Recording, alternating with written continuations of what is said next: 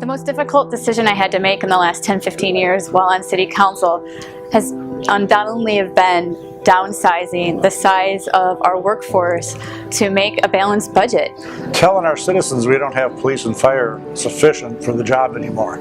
We've lost almost half of our police force and almost half of our fire force as a result of the cuts. The toughest thing for me when I was in local government was cutting budgets when there were still really serious demands. Where we had to lay off hundreds of employees, including police officers and firefighters.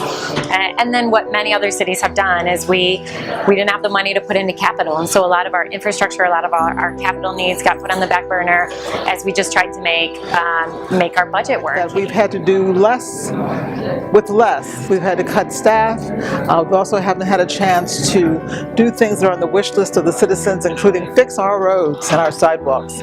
We lost so much money that our streets fell in disrepair. We were down to about 8 employees for our entire park system.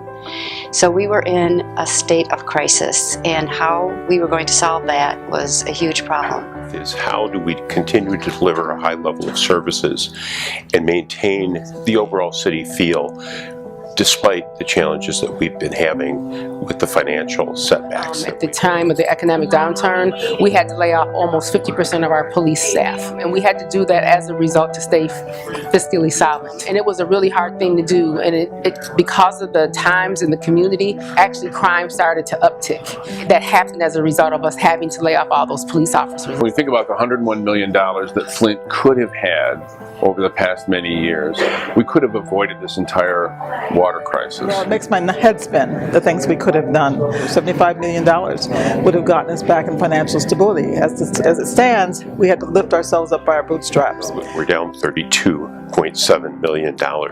What we would have been doing is putting a lot more money into our local infrastructure.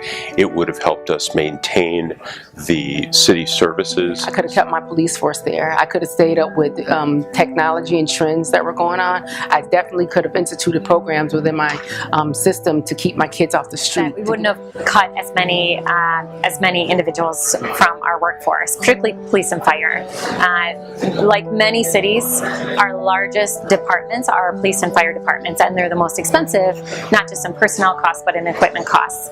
And so I would say the very first thing we would have done is to this day, we would have more police officers and firefighters on the street. And think about it this way, the $100 million that we lost in Flint that could have prevented the crisis in the first place has now cost the state and federal government about $500 million to fix the problem. So even if people thought they were saving money when they cut revenue sharing to cities, they actually were just deferring the cost to another day and increasing the cost astronomically.